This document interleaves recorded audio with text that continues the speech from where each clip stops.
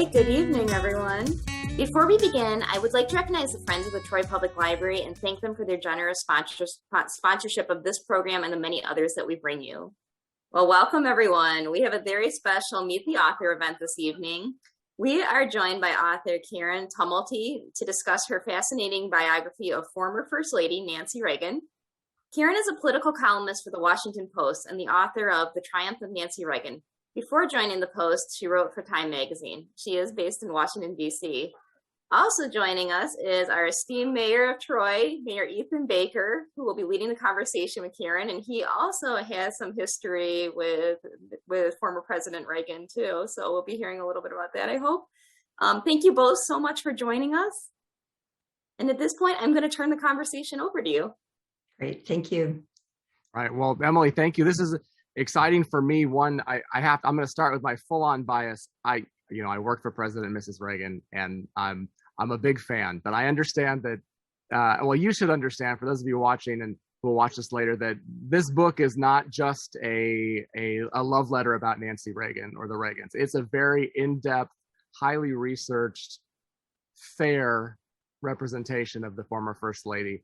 And I'm really excited to be here tonight with Karen and to have this opportunity to share her wisdom and her knowledge and her book experience with you, and to have a good conversation with her, because I always tell people Karen is, she's a great writer, first of all, both this book, which we'll talk about, her columns, all of her journalist writing is fantastic, but she's also very funny on Twitter. So I'm hoping some of that fun Twitter personality, Karen, comes through this evening for us, because I know the residents of Troy will really appreciate it. And we wish you were here in person.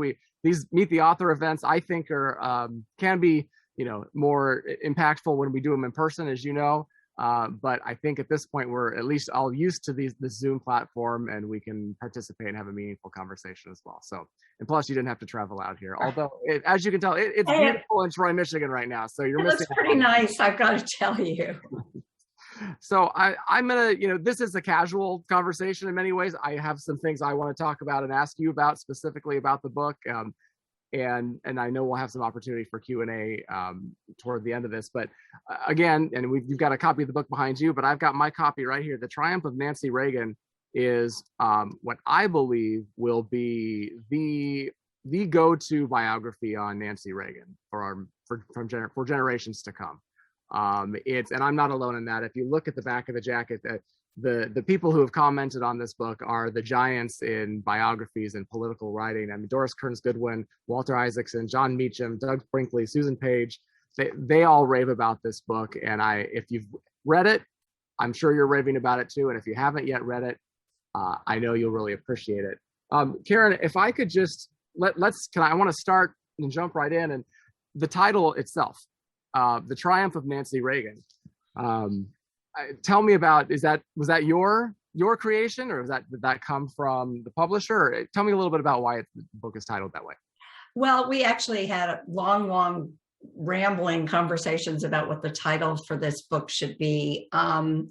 And a whole bunch of bad ideas as well.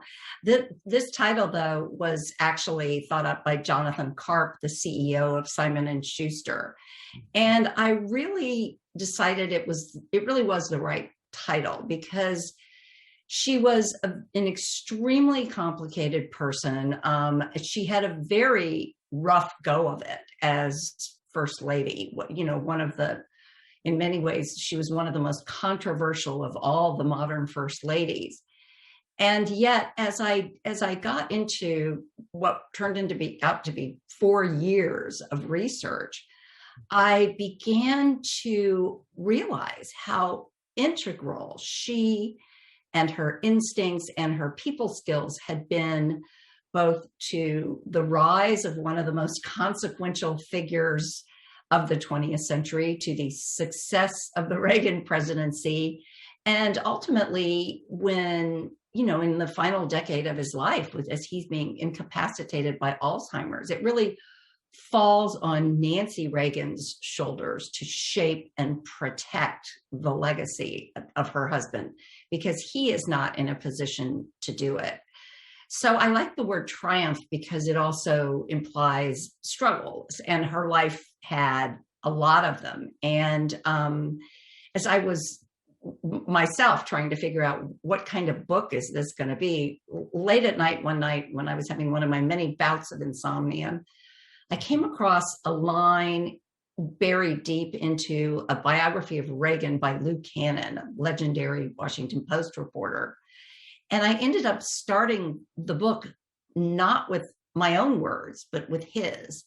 And what he wrote was that Ronald Reagan always knew where he wanted to go, but she had a better sense of what it was going to take to get there. And as I read that, I thought, okay, I have found the North Star for my book. And certainly, whatever her flaws were, whatever her demons were, and I deal with them extensively in the book, she was also the perfect partner for Ronald Reagan, who, as gifted as he was at connecting with the country, as affable a person as he was also a sort of remote figure. He liked people, but didn't really need them. He was close to exactly one person in the world, and he married her. She really had the kind of radar about the people around him and the willingness to be confrontational, without which I am convinced he could never have made it to become California governor or president of the United States. I couldn't agree more. And I think that, those of us who knew them and whatever phase of their lives we did, they were a duo first and foremost. It wasn't, him bringing her along, and it wasn't her bringing him along. They did belong together, but without each other, they just wouldn't have done what they needed to do. I jumped right into the book title, but tell us a little bit about the process. I mean, why Nancy Reagan? I know the answer to this because we talked a little bit about this, but did you cover the Reagans at all when you were a columnist, or what was your background that led you to this? And then how did you get there? I think that's a good story. Well, I came to Washington during the Reagan era. I was with the Los Angeles Times, but I really was covering Congress at the time. But for 8 years, the Reagans really, were such monumental figures in the city, in the politics.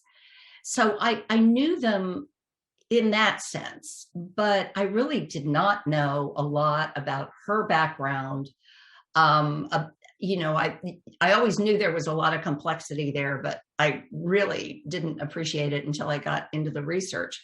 The book itself was not my idea. Simon & Schuster came to me, one of the editors there, the top nonfiction editor, Priscilla Paynton, was somebody I had worked with closely at time. And she came to me about 4 or 5 months after Nancy Reagan died in 2016 and said, we want a big biography of her. Do you want to write it? Mm-hmm. And at the time, I wasn't even sure I could write a book, and it just struck me as this could be a project that could sort of keep me going for a while. I didn't think it was going to be 4 years, but it turned out I needed it. So this is your first book, right? I mean, that's right. And I mean, it is kind of a big task to take on for a first book. I mean, you're certainly a pro. I mean, you write all the time, and you have for a lot of years, really amazing stuff. But how did you find the process of writing a book, especially one that you knew, I guess everything you write today gets scrutinized. That's just the way we work, especially with social media. But were you nervous about it? Were you? I mean, share with us a little bit about some of your. You said yes, and insomnia, but I mean, is that fear-based, or what is that? What was your process like for that? Well, it was intimidating because so much had been written about both of them. They themselves had written books. All their kids had written books. It felt like everybody but the butler in the White House had written a tell-all memoir of the Reagan years. And so I was, in part wondering, what could I possibly bring that hadn't been sort of looked at before? And it was really about a couple of years into the research that I realized there was a lot that had not been written, and that Nancy Reagan was really overdue, I think, for a reassessment. I mean, because I think that in many ways, in her own time, her her role, her importance, her significance was not well understood, in part because she didn't want people to understand it. She was a very influential first lady, but she tended not to leave a lot of fingerprints. And she very rarely set foot in the West Wing of the White House. But if she was unhappy about something, everybody who worked there knew it. And if someone was not in her good graces, they tended not to last for very long in their jobs. On the other hand, she became a crucial ally she was somewhat mistrustful of a lot of the ideologues around her husband. And she became an absolutely crucial ally for some of the more pragmatic figures in the Reagan administration, whether it was White House Chief of Staff James Baker, or Secretary of State George Shultz. Both of them told me at length how important of an ally she was. Baker told me that basically if you could convince Nancy Reagan that something was in Ronald Reagan's best interest, you had a good shot of getting the president on board. The other places that I think people didn't recognize how influential she was, because she had very much styled herself as kind of a traditional mid-century traditional wife, was in some very important policy areas, including, interestingly enough, the warming of relations with the Soviet Union. That was a real pet project of hers, not because she had some great sort of master geopolitical plan for all of this, but because she wanted her husband to go down in history as a great president. And she believed that bringing the Cold War toward an end was a way for him to do that. The other thing she understood that a lot of the people around the president didn't understand was that even as for all of his decades of harsh anti-communist rhetoric, despite the fact that his administration was populated by a lot of hardliners who believed there could never be any such thing as a working relationship with the Soviet Union, despite all of that, he was also an idealist. He believed in the biblical prophecy of Armageddon, and he believed that it was possible to have a world without nuclear weapons. And this really was something, because she understood him so well and better than most of the people around him, she was determined that this was going to happen. You know, you said something that made me think. It almost sounded like you said that it didn't matter to her so much about, peace with the Soviets or solving the Cold War. It was more about, it sounds bad, but image, or, her husband's legacy. And I think that would, that could shock some people, because let's be honest, the Reagans at this point, the Republicans have sanctified Ronald Reagan in many ways, and he's got much higher approval ratings now than he ever did, which is fairly common, right, as it happens. And certainly her image has been greatly improved, and people watched her care for her husband in his last years. And but when you hear something like that, I mean, you wonder, was it really just about it was going to make them look good? Would it make him look good? And was that what her end goal was? Your book is very well researched, and it documents so well her really troubled and sad childhood, and her struggle to eventually, get Dr. Loyal to adopt her and become her dad. And her own, I've read it many times, and it's in your biography too, that her own biography, My Turn, starts with a lie that she was born in Chicago to Dr. Davis, right? Which wasn't true at all. She was born in New York to somebody completely different. So she really struggled with that. I mean, so I think a lot of people wonder, or I certainly wonder, and after hearing you talk about this, is from a psychological standpoint, do you see so much of what she showed the world and what she tried to do as a means to just have her be accepted and her image be positive and powerful and overcome all those childhood injuries. And maybe that's too much psychobabble for for this purpose, but I'm married to a marriage and family therapist, so I deal a lot with these things.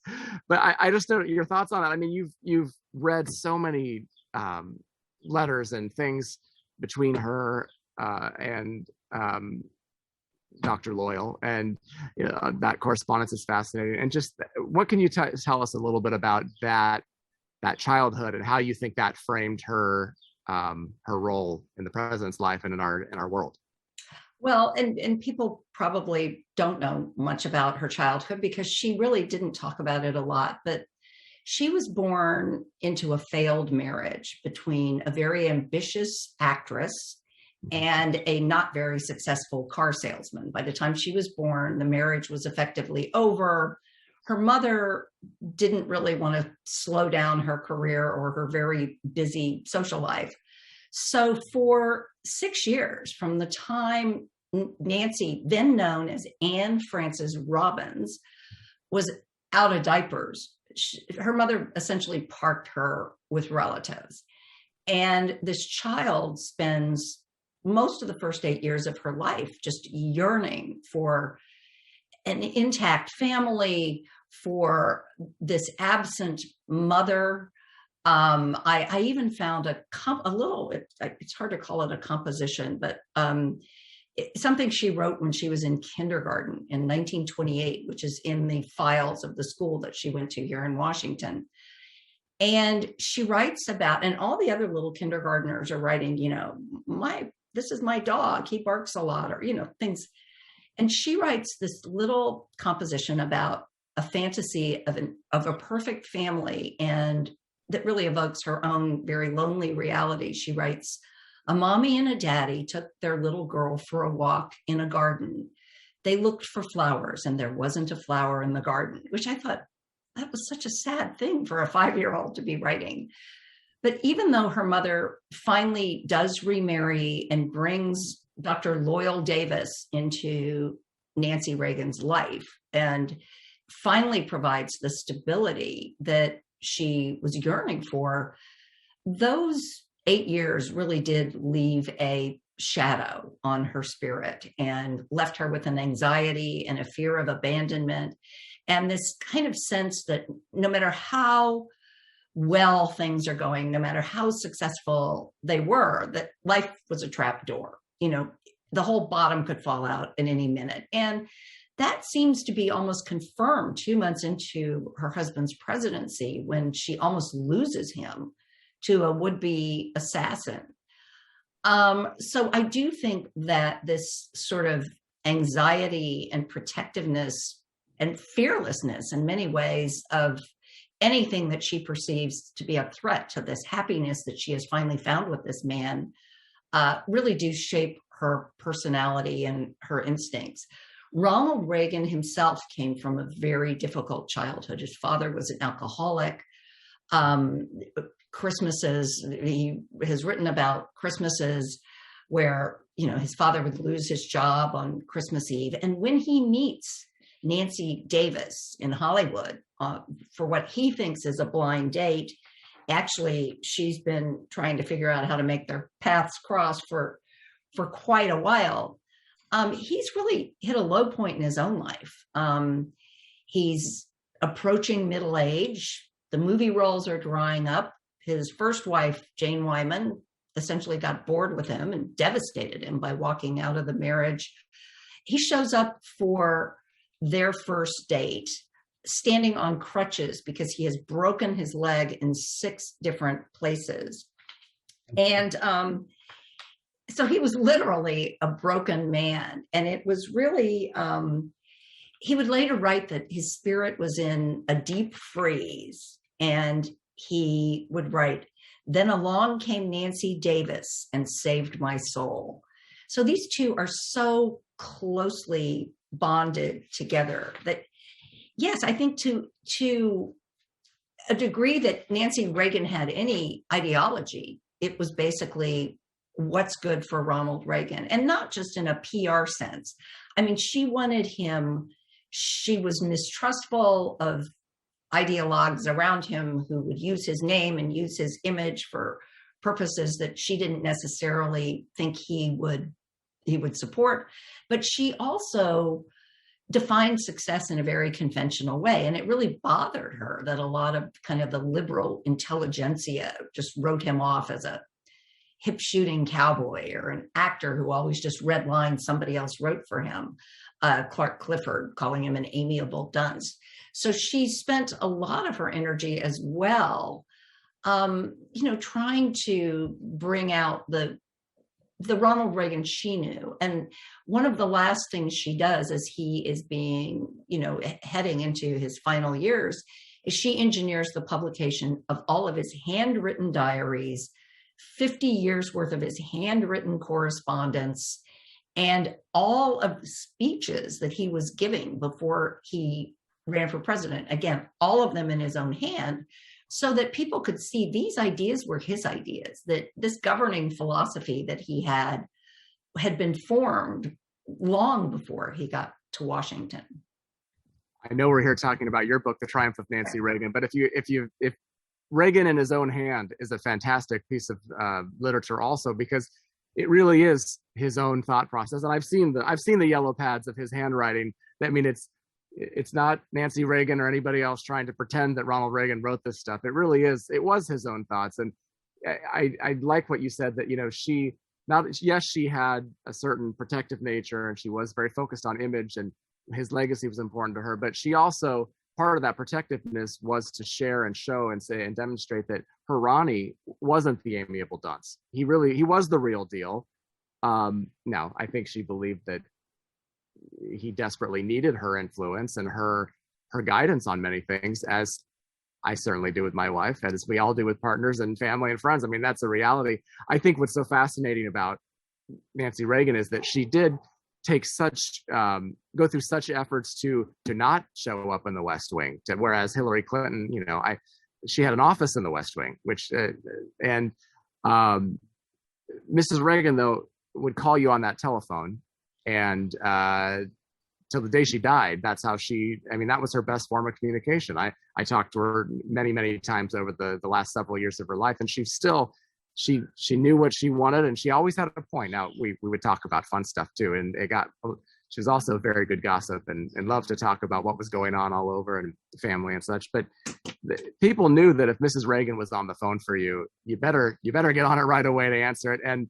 you better make sure you follow through with whatever she did. And so I love what your book does based on research, based on good storytelling, demonstrate all of that. And it's done in a way that I was talking to a good friend of mine today who read the book, and I think she might be watching tonight, but she's describing your book to people as something like a great feature story you read in a paper, because it's a really comfortable read. As far as, sometimes biographies that are so well researched can get really lost in the weeds, and you've written such a beautiful piece of work that it flows as you're going through, and it's just really it's well researched. It's got great information, but you can digest it in such an easy form that I think that it really will do wonders for people to learn about Nancy Reagan. So I just wanted to tell you that.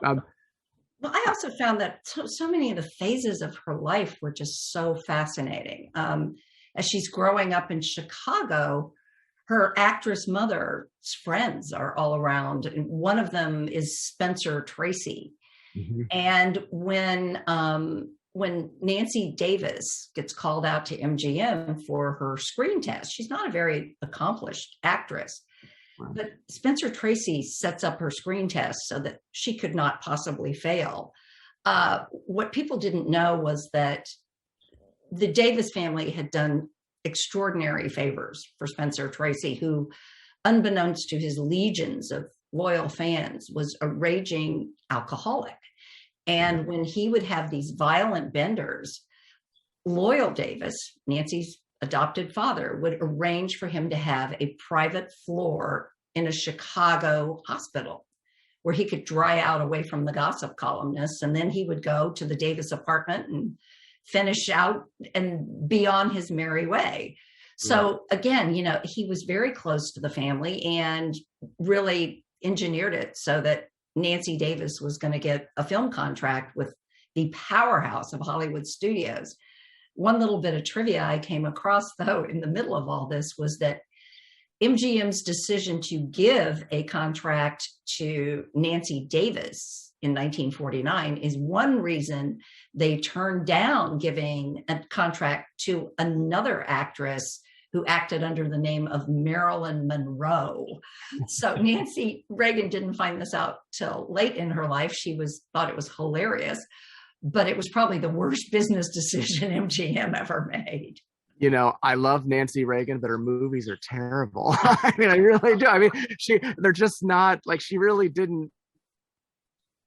I don't know. It's not that she's a bad actress. It's just it never worked out. It really, I think she used her talents much better in future endeavors. But that's interesting about the Marilyn Monroe. I think I'd actually have heard that, but it's funny, and that is a bad business decision. Right.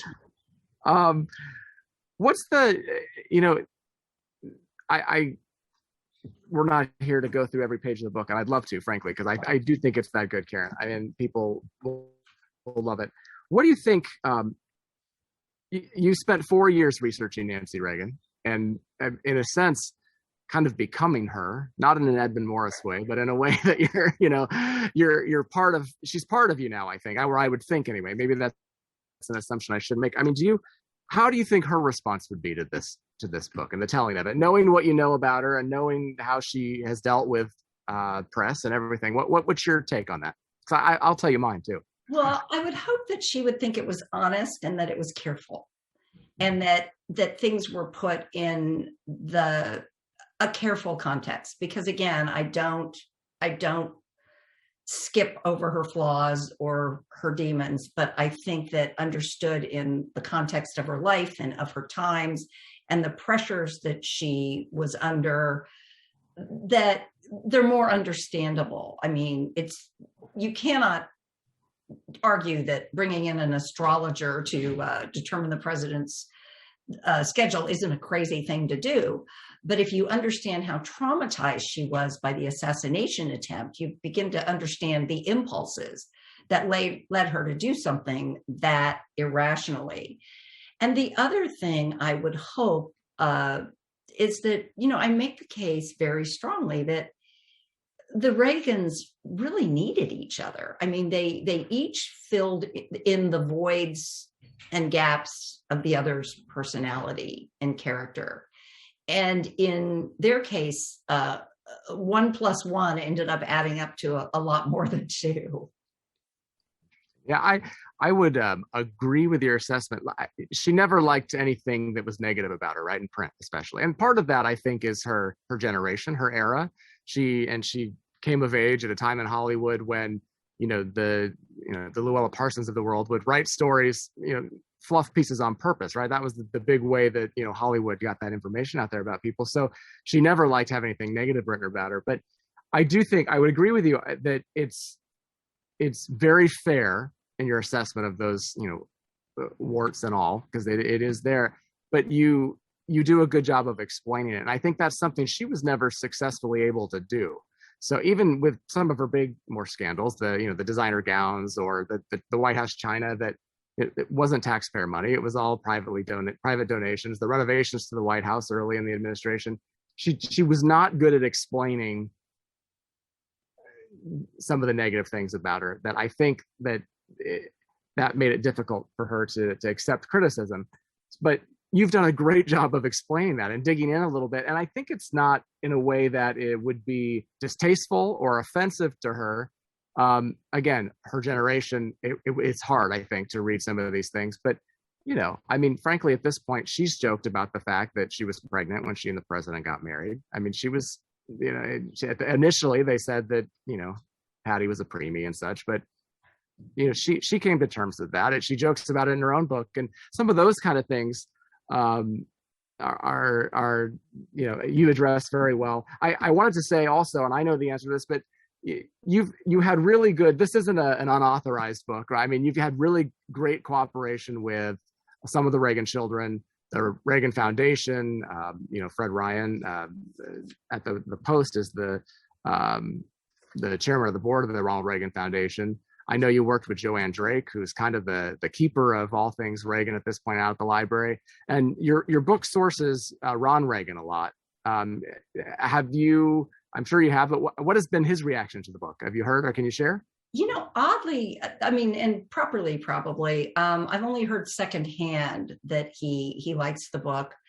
I have not heard from Patty or Michael, nor did either of them talk to me when I was writing the book, but both of them had written so many of their own books, really painful books, that I do feel like I gave them voice in this one. The Reagan's son-in-law, Dennis Ravel, who was married to their late daughter, Maureen, actually did an event with me in Sacramento, and he said it felt like going back through his own life. So I think, and I must say, the library and the foundation, it takes a while to sort of, there's stuff that presidential libraries are bound by law that they have to show you, things that archivists have independently said are official public papers. But getting to the personal stuff is a real kind of trust building exercise. And it took me a couple of years before the foundation started showing me some of the papers I really wanted, diaries, letters, things that, again, were not deemed to be in the public domain. And sadly, I must say, one of the things I know is in there and was going to go back and try and get, but then COVID hit and the library shut down, was apparently there are just reams of letters between Nancy Reagan and Prince Charles, where he kind of lets his hair down about the divorce and other things. And as you can imagine, the library is, the foundation's a little skittish about showing that stuff, but I was going to make a run at it. You were going to go, well, maybe you can, and you can find a way to work it in for something else. But that would be, that'd be fascinating. I think timely for sure. The other thing, did you have any concept? Nancy Reagan's 100th birthday is next month. Right. Although she would say it was her 98th, but yes. Well, it's a funny story about that. My official version of that story is she really only admitted her true age when she was able to collect full Social Security. And when she was able to collect the full Social Security, suddenly she had no problem claiming her real age. And and I have that on good authority. That's a well-sourced fact. But she would have said 98. But so I've heard some, and I've seen online a little bit, why a Nancy Reagan book now, or why, it's just a lot of that why. And so I think it's interesting that, here it is, it's her centennial. The Library and Foundation's about to do a muted centennial year-long celebration of her life. But I think it's great that this is here now to celebrate that.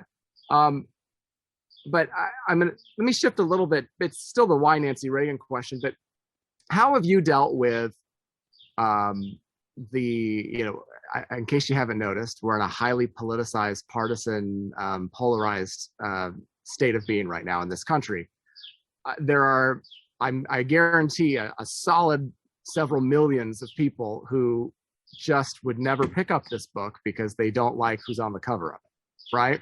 Absolutely. And personally, I'm somebody who's always fascinated by complicated people, even if I don't necessarily feel the need to like them. I did find things in her that I ultimately admired and thought should be appreciated. But you are absolutely right. There are a lot of people out there on the left who, just believe Ronald Reagan and Nancy Reagan were the source of everything that's gone wrong today. There are a lot of people on the right who want to deify both of the Reagans. But I just think hers is such a fascinating story. And I really think she was so overdue for a reappraisal that, I am hoping that there will be people who are just curious about history. And certainly the reviews have been astonishingly good. This book got a rave review in the New Yorker, which is not known for loving conservatism or the Reagans. It also got a rave review in the National Review, which is William F. Buckley's old publication. So again, I'm just hoping that, people who are curious, who want to understand not only this very pivotal couple, but also this period of our history will be drawn to the book. And let's remember, Ronald Reagan in 1984 won 49 states. I mean, just imagine any politician today who would be able to win 49 states in a presidential re-election. I'm not naming any names. No, those of us who, we all just went through a major election, right? And we the past couple decades, it's come down to a handful of states, and it's 50-50, it seems like, all the time, right? So it is, although Nixon won in a huge landslide too, so it really was a different time. But I mean, 49 states in 1984, and and I would of course argue, as would you, I think that Nancy Reagan played a large role in that. But how do you is Nancy Reagan a feminist in your mind, in her own way, or is there an argument that can be made for that? Because I think that when I read your book, I think women who would look at Nancy Reagan and say, all she cared about was her image and gazing up at her husband and all of those things. What can you say to somebody who's watching, who's skeptical and thinking, I don't want to read about some traditional housewife from the 50s who, only succeeded on her husband's, coattails. What do you say to say, wait a minute, that's not the case? She's not outwardly, like Hillary Clinton, for example, but she definitely, your whole book is about her playing a role, but how do you reconcile that, or how would you explain that? Well, I would argue, she would totally reject the label feminist. She was at Smith College 1 year behind Betty Friedan, who wrote The Feminine Mystique. And, Betty Friedan said she's just like Madame Chiang Kai-shek. She's just doing it all through the man. But in fact, I have seen very few people in my life as a journalist who were as comfortable with their own power as Nancy Reagan was, and willing to wield that power in very unconventional ways. And so that is sort of the contradiction there. She would, in fact, say, I would never sit in on cabinet meetings the way Rosalind Carter did. But she had much more effective ways of making her will felt. And I would also, one of the things I came across, if I can just read you something, one of the most renowned presidential scholars who ever existed is Richard Neustadt, who is a Democrat who advised every Democratic president from Harry Truman to Bill Clinton, who was a founder of the Kennedy School. And what he's written about presidential power is still studied today in political science classrooms. But he wrote of her that every White House should have someone who can play what he called the Nancy function. And he wrote that she had a good ear, a fine eye. He wrote, her husband's close associates, however valuable or liked or even loved, were to be sacrificed, in her view, from the moment their continuation on the scene could compromise the president's public relations. When it came to people, her targets seemed well chosen, aim unerring, and timing right for someone who must wait for someone else to pull the trigger. And Neustadt also wrote that every president should follow the principle, never let your Nancy be immobilized. And I think in many ways, the chapter that is the heart of my book is the chapter about the Iran-Contra scandal. When her husband's presidency was on the brink of collapse. And for the first time, the polls showed the country didn't believe Ronald Reagan was being straight with them. And she, engineers a shakeup of the White House staff, fighting her stubborn husband every step of the way. That includes the firing of his chief of staff, Ronald Reagan. But she also, the scandal, like the executive summary of it was, Ronald Reagan was trading arms to America's enemy in Iran in exchange for the release of U.S. citizens being held hostage in the Middle East. I mean, it was basically he was paying ransom, and the money then was being used to illegally fund the operations of Nicaragua's rebels. So he was in a lot of trouble. And on top of engineering a badly needed shakeup of his White House, the staff, how it was run, Nancy Reagan also had to do something just as important, which is convince her husband that he was going to have to, in a nationally televised address, own up to the country about what he did. And she wasn't even going to trust anybody in the West Wing to write this speech. She brings in her own speechwriter, and she finally brings Ronald Reagan around to the point where he could essentially be honest with the country about this. This speech, you go to the Reagan Library and they have it on a TV screen running constantly. His poll numbers went up 9 points overnight after he gave it. Yeah. But she was really the driving force behind him doing that. I think I know your answer. Do you think there's anything wrong with that? There's those that argue she shouldn't have had such a big role, right? And that she wasn't elected. She shouldn't be doing those things. What's your take on that? Well, I think that she learned what so many first ladies learn the hard way, which is that when the word powerful is used to describe a first lady, it's usually not intended as a compliment. Yeah. But I do think that, he needed her, and she knew he needed her, and she believed he needed her instincts. As James Baker, who was their first White House chief of staff, told me, he said, she was the guardian. She had a terrific political antenna, much better than his, in my view. I mean, he needed somebody who had no agenda, but watching his back, and who was willing to act in ways sometimes that he himself wouldn't have done.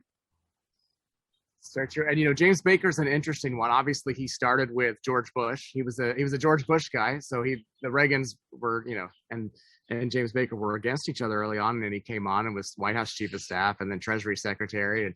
And but he and Mrs. Reagan did grow very, very close. And to the point of, James Baker gave one of her eulogies at her funeral, right, in March of 2016. And we were there, and Bethany and I, and he just.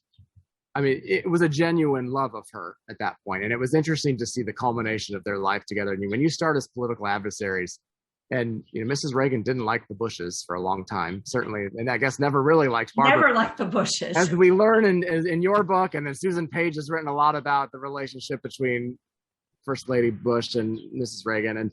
But James Baker was different. He found a way in, and I think he, being the brilliant guy that he is, found a way to use Mrs. Reagan for her talents as well, just like she was using him for his talents. And they were a good team in those years. And when he was brought in as White House chief of staff, he really didn't know the Reagans very well at all. And what little, as you said, what little exposure he had to them had been primarily as an adversary. And he would also say he got that job because Nancy Reagan wanted him in that job. The assumption had been that Ed Meese, who had been Ronald Reagan's chief of staff in Sacramento, a far more ideological figure than James Baker, somebody who was known for being very loyal, but very disorganized. But the assumption was that he was going to be the White House chief of staff. And people were really shocked when the Reagans turned to James Baker instead. James Baker turns out to be such a powerhouse in Washington and the world as his career goes on, right? He ends up Secretary of State for George Bush. And I don't know. I love that man, and it's not just the last name. I think Right. he's a great man, and he served our country really, really well. Wait, I knew Mrs. Reagan, and I knew the Reagans, and I knew them at weird times in their life, and I've talked a lot about this in Troy over the years, but just for my quick little elevator pitch for reminder for people, when I was in college out in Southern California, I needed an internship, and I got hired as an intern in the office of Ronald Reagan out in Los Angeles.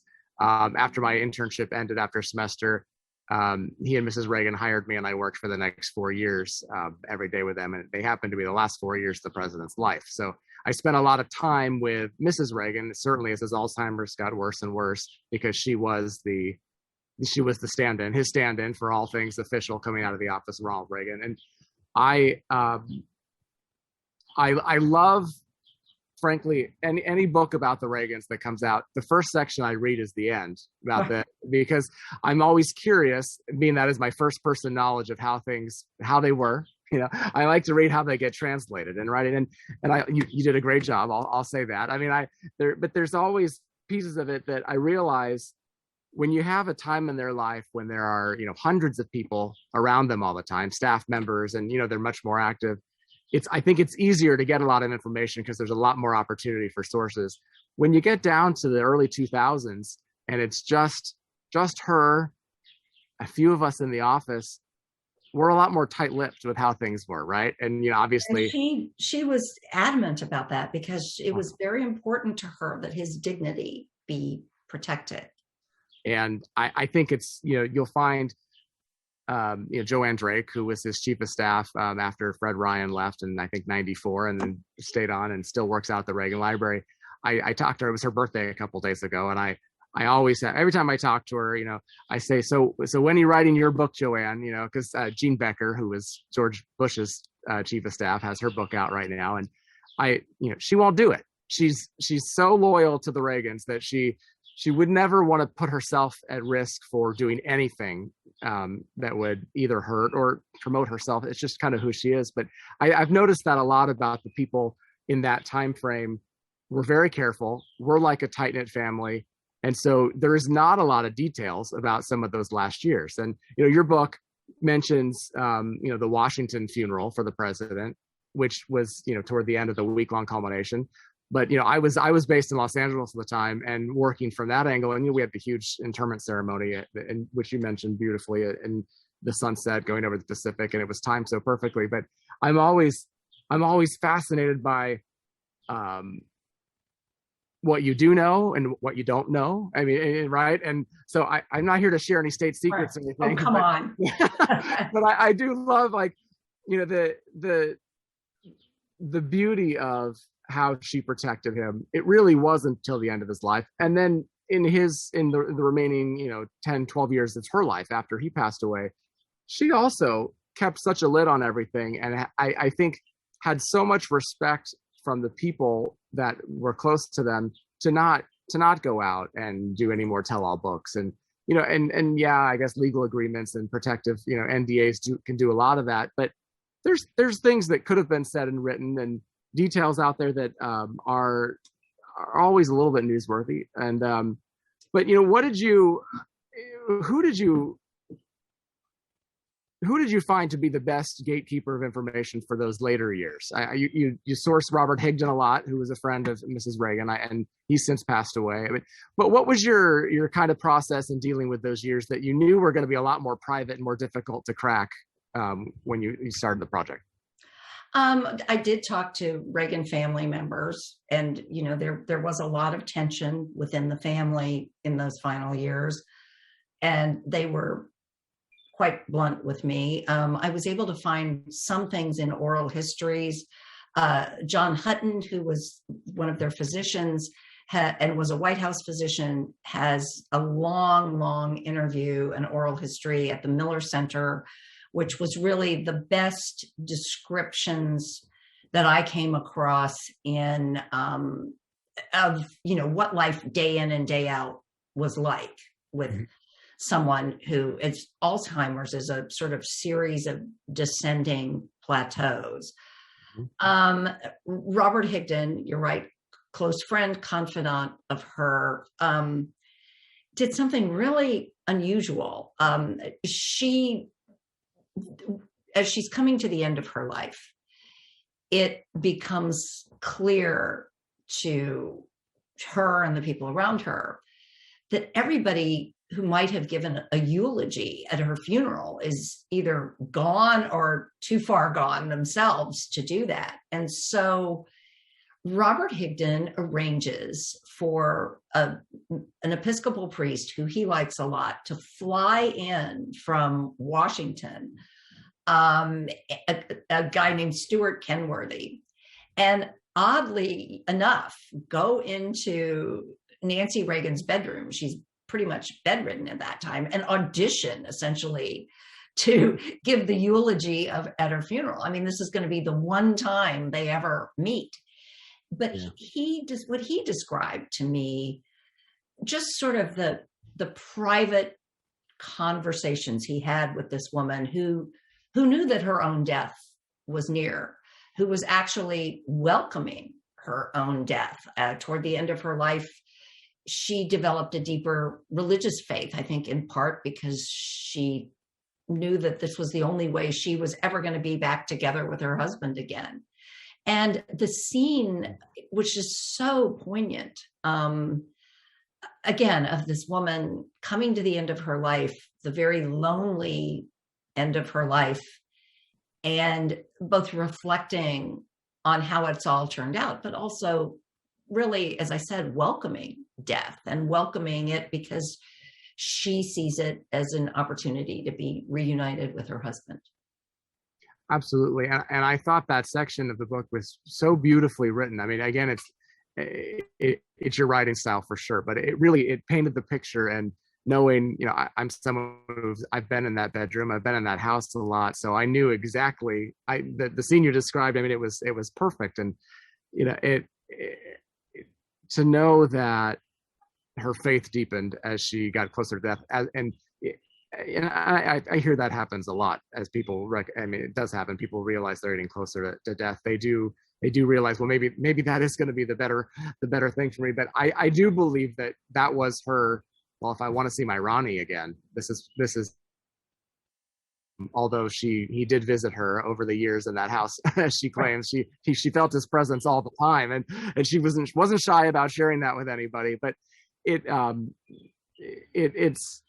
a beautiful way to tell the end of her life, and I think you've done a really nice job of doing that.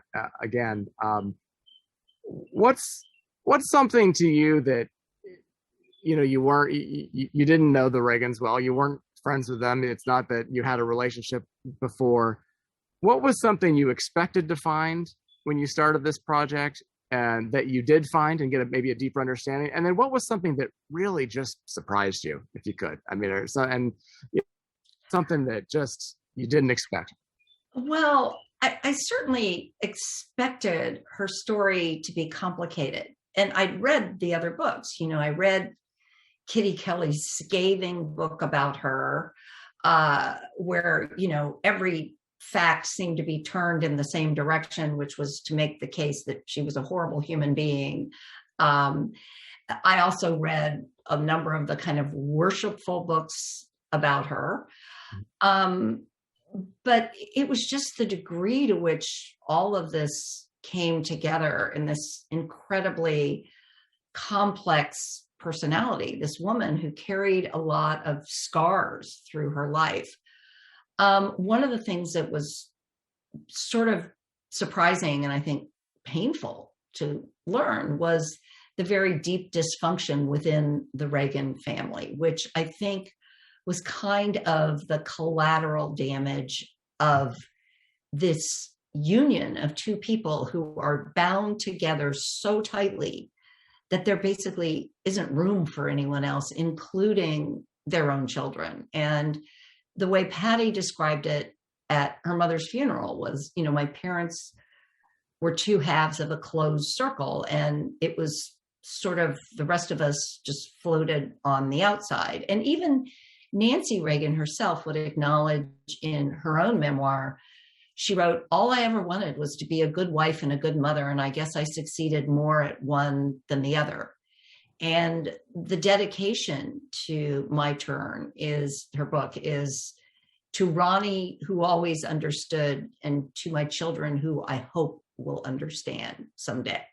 I mean, it was a great heartache to her that as much as the Reagans espoused family values, their own family did not really reflect those values.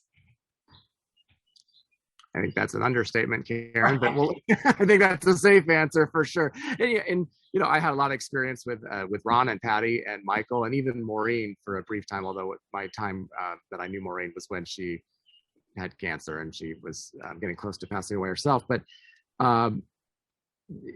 you know, a lot has been said about the Reagan children and how, you know, Ron and Patty seem to be so liberal compared to their parents.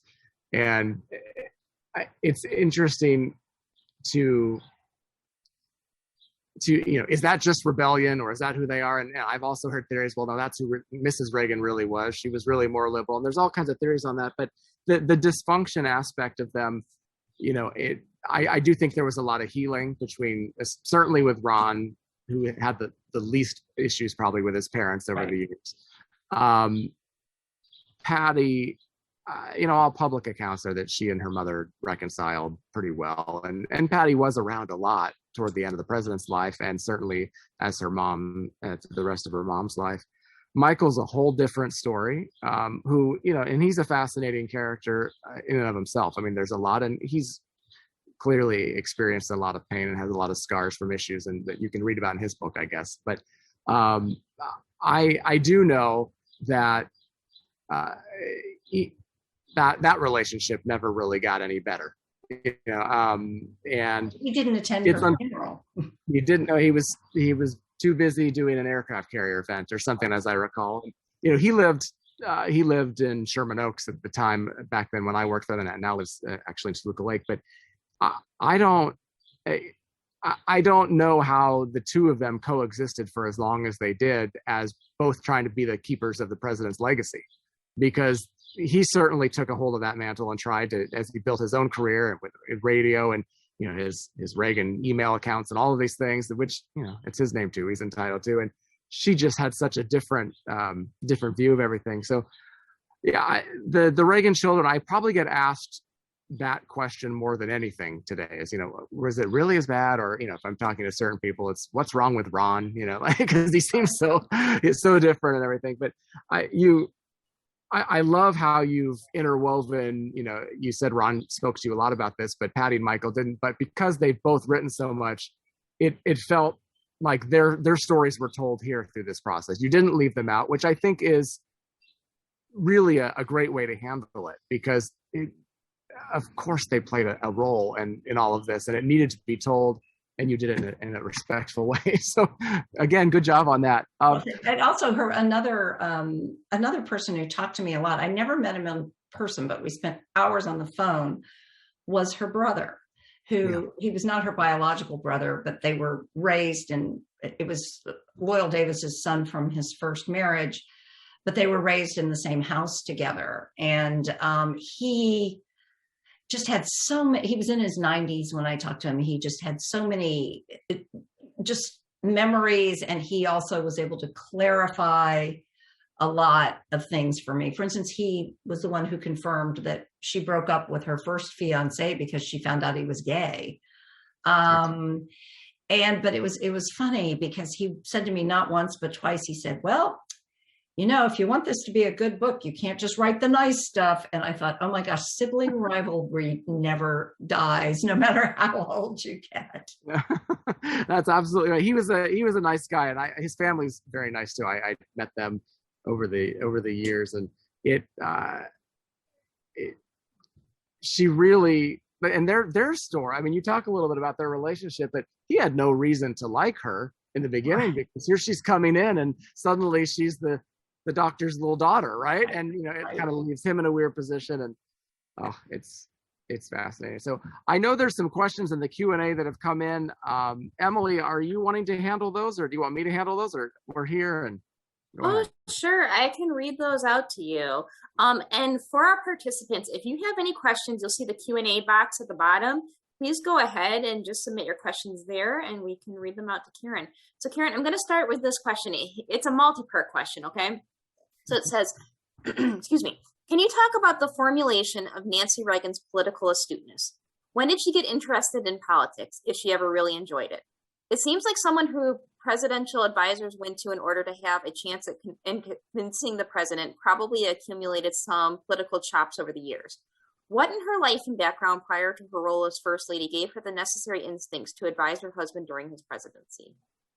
Well, as she was growing up, her mother, in her mother's marriage to Loyal Davis, you see a real pattern that you find in the Reagan's marriage too. Loyal Davis was a sort of aloof figure, and it was really Edith Davis who engineered their rise in Chicago society. But as a result, Nancy grew up where, you know, the mayor of Chicago was in her apartment all the time. And she really did. And the big city machines back in those days were incredibly correct, but they were also very practical operations and endeavors. So she really learned some about politics then, but she was not at all prepared when she gets to Sacramento as the governor's wife. She doesn't understand that she's under a different kind of spotlight now than she was in Hollywood, and this one's going to accentuate every flaw. But you see her get much shrewder, much more sophisticated over the 8 years of his governorship and the subsequent years between that and when he runs for president, in part because she has been the governor's wife for 8 years. She also goes through 2 grueling presidential campaigns. In 1976, when Ronald Reagan audaciously challenges a sitting Republican president, Gerald Ford, for the Republican nomination and almost wins it. And then the race in 1980. And one of the really pivotal scenes from that race is when Nancy figures out that this campaign badly needs to have a shakeup. And she engineers the firing of his campaign manager at the time, a guy named John Sears, and brings in a whole new team. This is not something that Reagan himself was inclined to do. He was never confrontational in that sense. But she really had good instincts about when things were clicking for him and when they weren't, which is, you know, ironic given how bad her instincts often were about her own image. Thank you. Right, much is written about her husband, but what do you think is Nancy Reagan's lasting legacy in the American conservative movement? How is her influence felt, if it is, in today's Republican Party? And again, she, you know, first of all, she would absolutely hate me saying this because she always hated anybody saying what they think her husband would have thought of some modern issue. But I do think there's a lot about the party that she would be uncomfortable with. She really didn't trust ideologues. One of her last big pushes, right before Ronald Reagan dies, is she comes out in favor of accelerating stem cell research, which was, you know, was thought to offer a lot of hope to people with Alzheimer's and childhood diabetes and a whole bunch of other issues, but it also involves the destruction of human embryos. And when she's lobbying for this quietly, but when George W. Bush, who she liked a lot, is not moving on this issue, she comes out publicly and calls for him to lift the restrictions on stem cell research. And Michael Deaver, who was Reagan's deputy chief of staff in the White House and always her closest confidant, recalled getting a call from a Republican on Capitol Hill who told him Ronald Reagan would never have supported stem cell research, to which Michael Deaver replies, well, Ronald Reagan hasn't had to spend the last 10 years taking care of Ronald Reagan. Wow. Can I jump in on that for a second? Although I hate to follow those words because that was very powerful, but I think a common theme that you read about first ladies is that you never really know what their politics were until either after they're gone or certainly after their husbands have left office. And we may never really know what Nancy Reagan thought about a lot of the conservative principles. I think her nature, she was conservative, and she certainly wasn't phony in her support of conservative causes in the Republican Party. Again, going back to a little bit, but what Karen talked about earlier, I think part of that was also in her promotion and protection of her husband and his legacy. She knew what needed to be done to keep that in check. But her dad was fairly conservative or very conservative, really, and I'm certain that had an effect on her. But her mom, though, was, really a brash, fun sounding, actress that you wouldn't think would have been someone who was very politically conservative. So you always wonder how that played a role. But I think that Nancy Reagan's influence in the Conservative Party, the Reagan Library continued to host GOP presidential debates up through the 2016 presidential cycle. And she didn't, I can't remember if she attended the last one. I was there in the 2015, but she'd attended in the 2008 cycle and the 2012 cycle. She was there and greeting all the Republican candidates. And, I do believe she felt it was important to stay involved in the Republican politics, certainly to protect her husband's legacy. But I do think she felt more comfortable there than what some of the, how things progressed when the Clintons came into the White House. And I know she was not a fan of how Hillary Clinton was as the first lady, or she couldn't understand how the Clintons were in the White House versus how, she had been in the White House. And so we'll see what her movement is. I like Karen said, she would have hated us trying to surmise what the president would have thought about things. I've got the sun here. Hold on a second. It looks like, there we go. It's still not much better, but certainly she would hate it if we were trying to speak for her, what she would have thought as well about certain candidates. People always ask also, oh, what do you think she liked Donald Trump? What do you think she thought about Donald Trump? Well, she was also a very smart and savvy woman, and I'm pretty certain she never would have made any big comments, and only those very, very closest to her knew her true feelings on them. Although one thing I found sort of interesting was that, and I think she became sort of the deflection, the surrogate for when Reagan himself disappointed people. And so if you talk to people who knew them in their Hollywood days, when Ronald Reagan was a diehard FDR worshiping New Dealer, those people would say, oh, and it was that conservative wife of his and her father who turned him into a conservative, which of course wasn't true at all.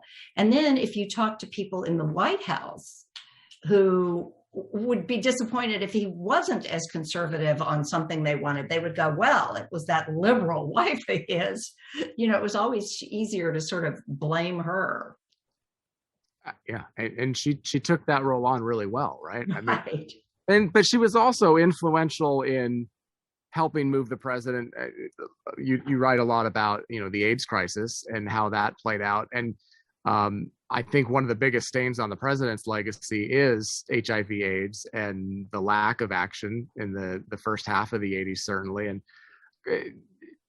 you've released some things over the past few months and excerpts of the book and everything. Can you talk a little bit about that? I think that's an important part of her. And I think it's also, I don't want to frame it in the mindset of conservative or liberal, because it shouldn't be about that. But I think it says a lot about how she handled those kind of issues and how she worked with the president and got him there. Yeah, and I think you're right. This is going to remain one of the deepest scars on Reagan's legacy, that he didn't even say the name of this disease in public until his second term. But she was not early enough, but she was earlier than he was to sort of recognize the scope of the problem, to recognize the fact that he was going to have to say something and do something. She tried to sort of jolt him out of his complacency on all this. When it came time for him to give his first big speech, she once again did not trust the West Wing to write that speech, because there were so many people around the president who believed that AIDS was a sign of moral failure, not a health issue. Ultimately, when he appoints a top-level commission to deal with it and look at how the administration has handled the AIDS epidemic, it became known as the Watkins Commission. it was Nancy Reagan who absolutely insisted that there be at least one openly gay member of that commission. That sounds like a no-brainer now. Then it was really quite controversial. And, she was criticized by a Republican senator on Capitol Hill for this. Gary Bauer, the president's own domestic policy advisor, saying, this administration should not be giving people jobs based on their bedroom habits. It was just such a, different era. Again, the Reagans should have done more. They should have done more sooner. But again, she did play an important role. And I did uncover quite a bit of new stuff about what was actually going on in the White House during those years about AIDS. Yeah, thanks. I think the other that you brought up, Gary Bauer, there's obviously we saw in the 80s a huge growth of the religious right becoming politically powerful, and Ronald Reagan was a big part of that, which I think is a lot of the reasons some liberals have take issue with him and may struggle with some of these things. But Nancy Reagan, she was a moderating factor in a sense. But as I think about it, I don't think it was always that she necessarily disagreed with some of the conservative principles. I think it was she was very just protective, didn't want anyone to use Ronald Reagan to benefit themselves, right? So it may not have necessarily been that she was more liberal on something, but she just didn't like somebody. I can't remember the phrase you use in your book, but she didn't like that people were more interested in promoting themselves than her husband, right? And I think that happened a lot. She wanted to see she wanted to see her husband succeed, and if that meant getting half of what he wanted, and not all of what he wanted, so be it. But there were a lot of people around him who would rather have seen him, as both Reagans used to say, go over the cliff with the flag flying. And she was very mistrustful of those people. What's next, Emily? All right, we have a question about her mom. It says, her mother was such an interesting character. Did you know that going into this, or did you discover that while doing research? Her mother, a friend of mine from college, said that she wants to invite Edie to her fantasy dinner party someday. Her mother was a hilarious character, and most of the naughtiest words in my book come from Edith Davis's mouth. But no, I had no idea.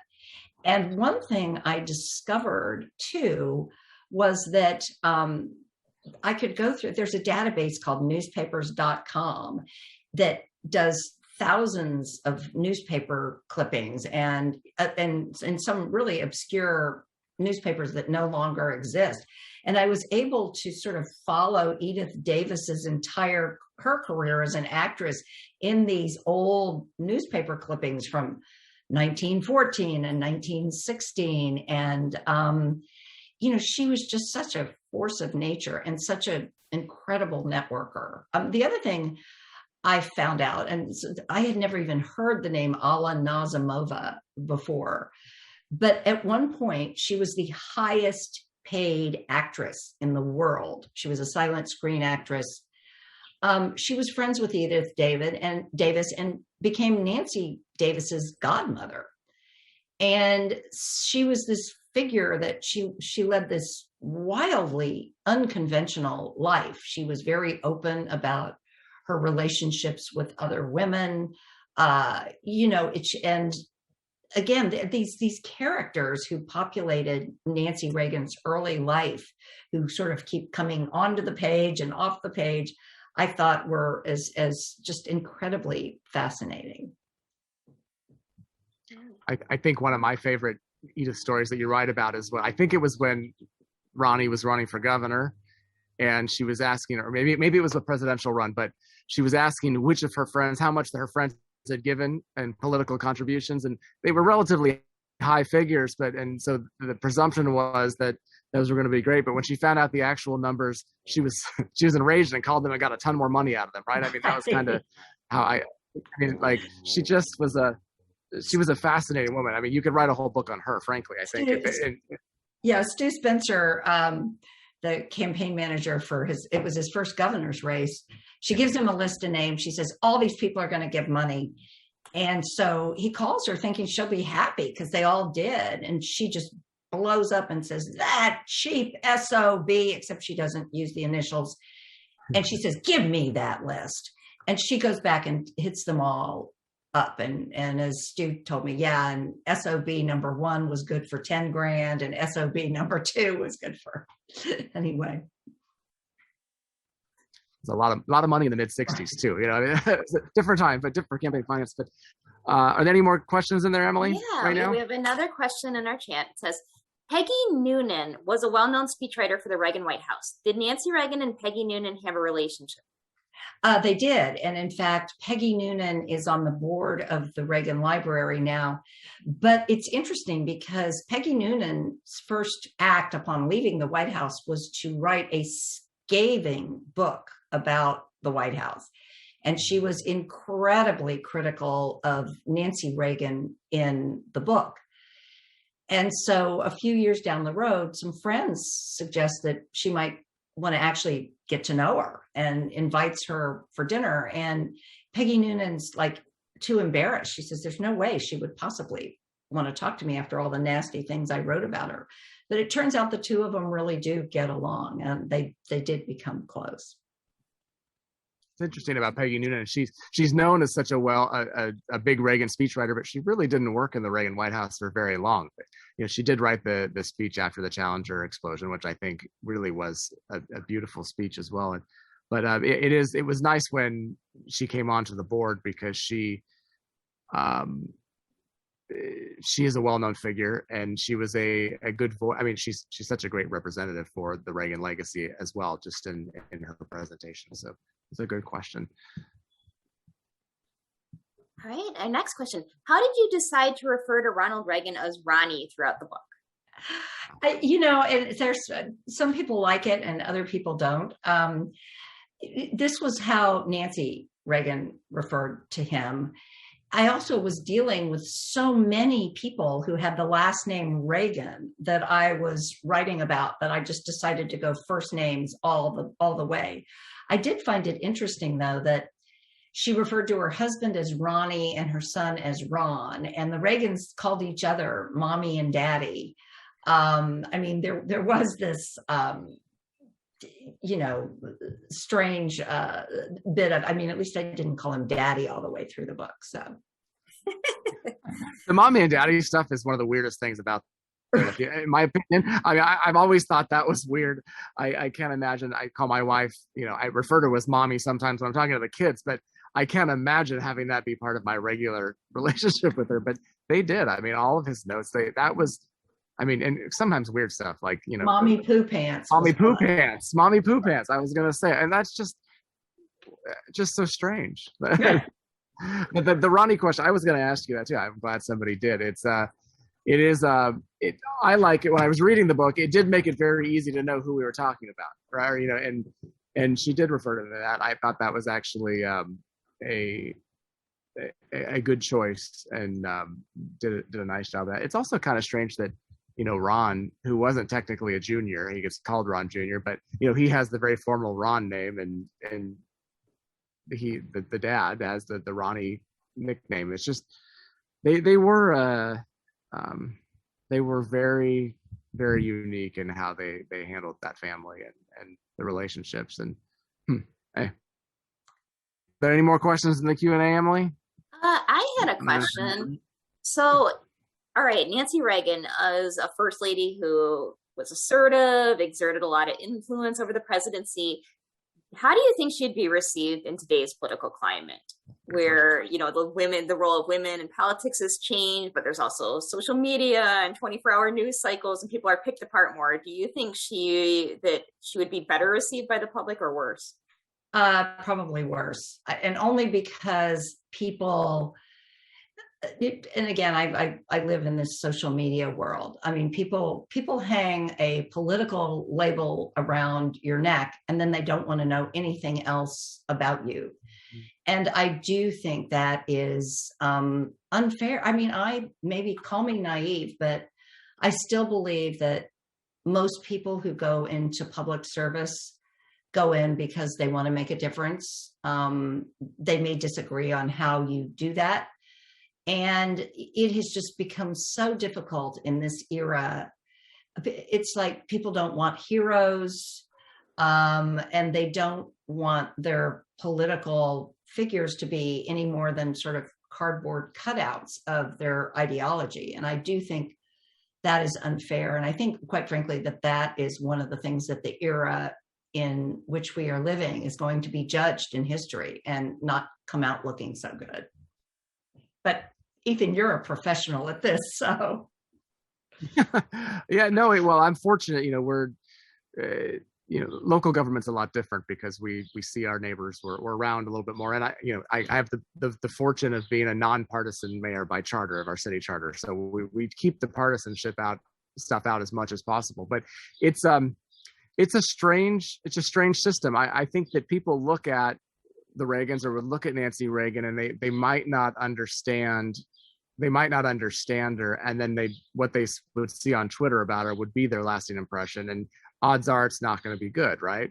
I think Laura Bush was a very traditional style first lady, more in the mold of a Nancy Reagan in that sense, certainly coming after the Clinton White House. But Laura Bush never did anything that really got any negative attention, right? That's not how they would have handled Nancy Reagan. And so it's strange. I really love what you just said about believing people go into public service, most of them to do good. I actually said something very similar in a phone call today with somebody else, and because it's so easy today to say, oh, that person's you label them a Republican or Democrat, so we don't even want to talk to them anymore, right? And that's not how you get anything done. We can't do that. It's easier to do that, but it does a disservice to the people you represent. And I think it does a disservice to society for us to do that, because I promise that, even the most partisan Democrats in this city, who I may not agree with on a lot of things, I can find some common ground on something. And again, local issues, usually roads and water, and in those more bread and butter issues are not the ones that make a difference with ideology. But if I'm automatically willing to discount half the population, and that same half is automatically willing to discount me and not even want to deal with me, what is that going to do to society in the long run? And we can't afford to do that, right? And the other question we get asked a lot, the Reagan people that I know, is, again, it's a what would Ronald Reagan think type question, but how would he view Twitter and how it's done, and what would he have thought of how nasty it's gotten? And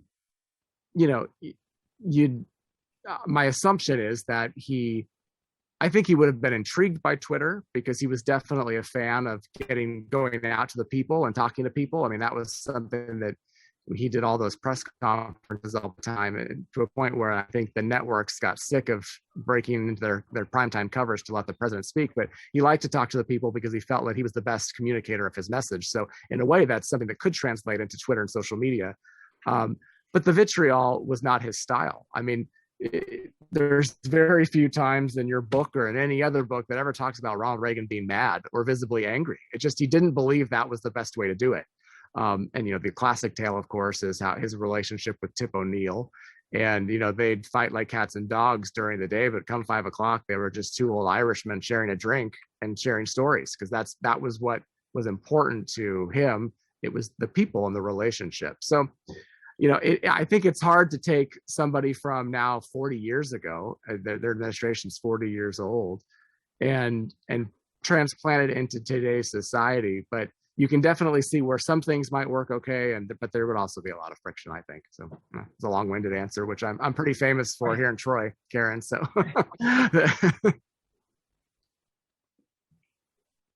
well, I do not see any other questions. I just want to remind everybody, the book is A Triumph of Nancy Reagan. Please come to the library. We have copies of it. Come check yours out. It's a phenomenal book, and this was such a wonderful discussion. Oh, thank you both for being a part of this.